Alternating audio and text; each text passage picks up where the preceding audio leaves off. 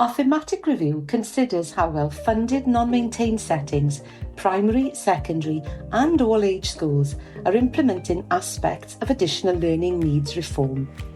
It also considers how well local authorities have supported these settings. Our report identifies both progress and ongoing challenges in creating consistent and inclusive support for pupils with ALN.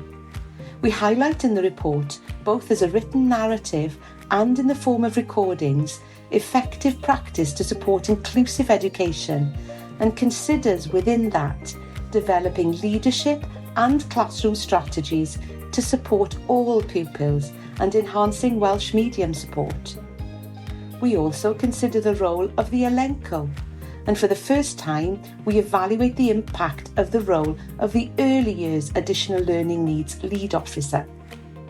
Our findings show that overall, where ALN reform has been implemented successfully, many pupils make suitable progress from their initial starting points.